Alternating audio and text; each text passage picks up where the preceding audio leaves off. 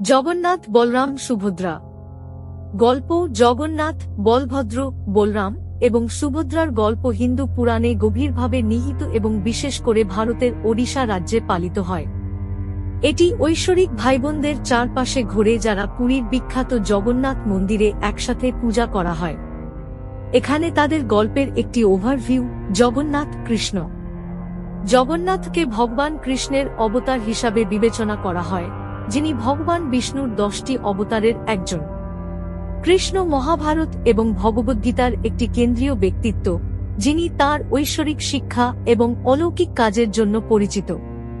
বলভদ্র, যিনি বলরাম নামেও পরিচিত, তিনি হলেন কৃষ্ণের বড় ভাই। তিনি তার অপরিমেয় শক্তির জন্য পরিচিত এবং প্রায়শই তাকে একটি লাঙ্গল দিয়ে চিত্রিত করা হয়, যা একজন কৃষক এবং কৃষি সমৃদ্ধির প্রতীক হিসেবে তার ভূমিকাকে নির্দেশ করে।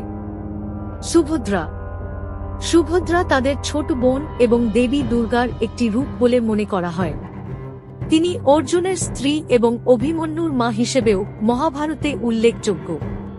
পুরীর জগন্নাথ, বলভদ্র এবং সুভদ্রার স্বতন্ত্র কাঠের মূর্তিগুলির সৃষ্টির পিছনে একটি অনন্য এবং আকর্ষণীয় কিংবদন্তি রয়েছে। কাহিনী অনুসারে মালওয়ার রাজা ইন্দ্রদ্যুম্ন বিষ্ণুর রূপ দেখতে চেয়েছিলেন। নারদ মুনি তাকে সমুদ্রে ভাসমান কাঠের একটি নির্দিষ্ট লক খুঁজে বের করার নির্দেশ দিয়েছিলেন। এই কাঠ পুরীতে আনা হয়েছিল এবং রাজা দেবতাদের কাছে চেয়েছিলেন। এটি থেকে খোদাই করা হয়েছে।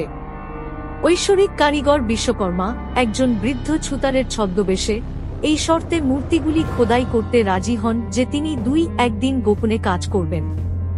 যাই হোক, রাজার অধৈর্যতার কারণে তিনি তার প্রতিশ্রুতি ভঙ্গ করেন এবং মূর্তিগুলি সম্পূর্ণরূপে তৈরি হওয়ার আগেই দরজা খুলে দেন।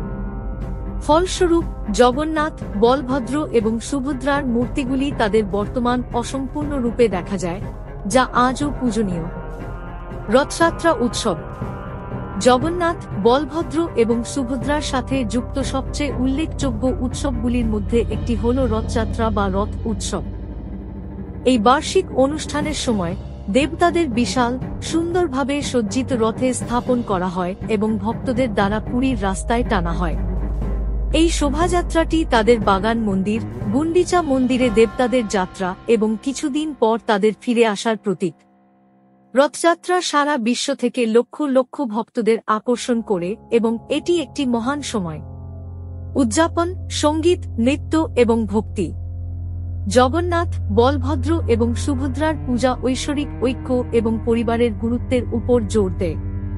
তাদের গল্প এবং বার্ষিক রথযাত্রা জাতি বা ধর্ম নির্বিশেষে সমস্ত ভক্তদের কাছে ঐশ্বরিক অ্যাক্সেসযোগ্যতার প্রতীক।